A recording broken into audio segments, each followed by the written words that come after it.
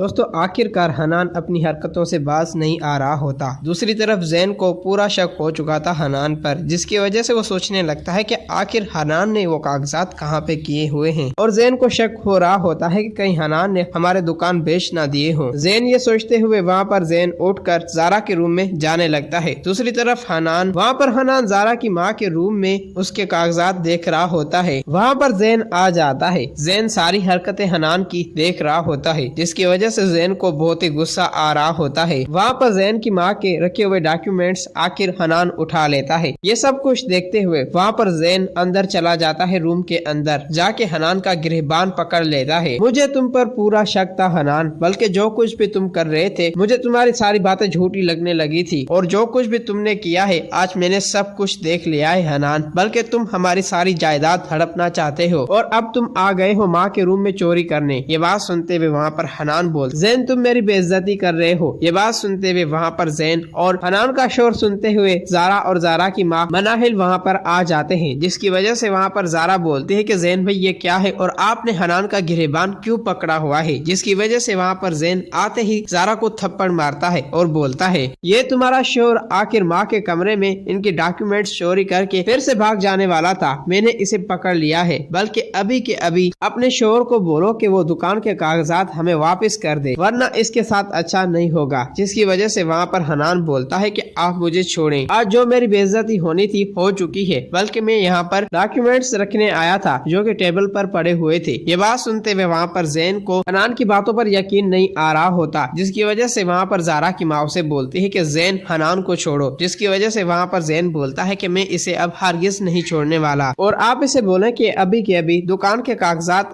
जाहिर करे। ये बात सुनते हुए वहाँ पर हनान बोलता है कि वो कागजात मैंने बैंक में रखवा दिए हैं। जिसकी वजह से जैन उसे बोलता है कि तुम्हें अभी के अभी उसी बैंक में मेरे साथ चलना होगा और उनकी सारी डिटेल्स मुझे दिखानी होगी। ये बात सुनते हुए वहाँ पर हनान घबरा जाता है और बोलता है कि मैं तुम्हारे साथ चलने के लिए रेडी हूँ। वहाँ पर जारा और जैन को हनान बैंक में लेके चला जाता है। वहाँ पर हनान जैन को बोलता है तुम यहाँ पर 2 मिनट रुको, मैं अभी आया। ये बात सुनते हुए वहाँ पर जैन और जारा एक साथ बैठे हुए होते हैं, जिसकी वजह से वहाँ पर बैंक का मैनेजर आता है और उनसे पूछता है कि आखिर आपका यहाँ पे कैसे आना हुआ। दूसरी तरफ हनान जैन और जारा को चूना देकर वहाँ से भाग निकलता है, जिसकी वजह से वो सोचने लगता है कि अभी तुम जैन कभी भी मुझे नहीं पकड़ पाओगे। दूसरी तरफ मैनेजर को बोलता है कि हमारे यहाँ पर डॉक्यूमेंट हैं जो कि हमने आपको दिए हुए हैं दुकानों के। ये बात सुनते हुए वहाँ पर बैंक मैनेजर बोलता है किस नाम से हैं। जारा वहाँ पर उन्हें सारी डिटेल दे देती है, जिसकी वजह से वहाँ पर वो बैंक मैनेजर जैन को बोलता है कि हमारे पास आपके कोई भी डॉक्यूमेंट्स या दुकान के कागजात नहीं है। फिर दोस्तों वहाँ पर जैन हनान को देखने लगता है, जिसकी वजह से जैन को हनान कहीं पे भी नजर नहीं आ रहा होता। ये सब कुछ देखकर वहाँ पर जैन घबरा जाता है, जारा को लेकर घर में आ जाता है, जिसकी वजह से अपनी माँ और जारा को बोलता है कि जो कुछ भी तुम लोगों ने किया है बहुत ही गलत किया है, बल्कि वो हनान हमें चूना देकर भाग चुका है, उसने आप लोगों के सारे दुकान बेच दिए हैं। ये बात सुनते हुए वहाँ पर जारा की माँ सर पकड़ कर बैठ जाती है और वो जारा को बोलती है सारे काम तुम्हारे ही थे जारा, बल्कि तुमने मुझे आके लालच दी कि हमें दुकानों का किराया मिलेगा, फिर ये तुमने क्या कर दिया। जिसकी वजह से वहाँ पर जैन बोलता है कि आपके कागजात बैंक में नहीं है, बल्कि आपके दुकान हनान ने सेल कर दिए हैं, जिसकी वजह से आपको अब वो दुकान कभी भी नहीं मिलने वाले, और वो हनान हमें चूना देकर हमेशा हमेशा के लिए वो भाग चुका है, बल्कि जारा वो कभी भी तुम्हारे पास अब नहीं आने वाला। जिसकी वजह से वहाँ पर जारा की माँ आती है और उससे थप्पड़ मारती है। जैन तुम ऐसा करो, जारा को लेकर पुलिस के साथ हनान के घर चले जाओ। ये बात सुनते हुए वहाँ पर जैन बोलता है माँ अब हमें ऐसा ही करना होगा। वहाँ पर जारा और जारा की माँ और जैन आखिर पुलिस स्टेशन चले जाते हैं। वहाँ पर जाकर वहाँ पर जैन FIR दर्ज करवा देता है। उसके बाद पुलिस इंस्पेक्टर को बोलता है कि आप हमारे साथ चले, हम आपको उसके घर लेके चलते हैं। फिर दोस्तों पुलिस के साथ जैन, जारा और जारा की माँ आ जाते हैं हनान के घर। वहाँ पर हनान की माँ जैसे ही दरवाजा खोलती है वो पुलिस को देखकर हैरान रह जाती है और उन्हें बोलती है कि हमने कुछ नहीं किया, और वो डर जाती है। जिसकी वजह से वहाँ पर जैन और जारा एक साथ आ जाते हैं और पुलिस इंस्पेक्टर को बोलते हैं कि आप इनसे पूछे कि हनान कहाँ पे है। जिसकी वजह से पुलिस इंस्पेक्टर हनान की माँ से पूछता है कि हनान कहाँ पे है। वहाँ पर हनान की माँ बोलती है कि मुझे कुछ नहीं पता, बल्कि वो हमारे घर में आया ही नहीं है, वो तो जारा के साथ था। ये बात सुनते हुए वहाँ पर हनान वो हमसे भागकर इसी घर में आया होगा। वहाँ पर पुलिस इंस्पेक्टर हनान के सारे घर की तलाशी लेता है, लेकिन उसे हनान कहीं पे भी नजर नहीं आ रहा होता, और वहाँ से जैन पुलिस इंस्पेक्टर चले जाते हैं। दूसरी तरफ हनान की माँ बहुत ही परेशान होती है और वो बार बार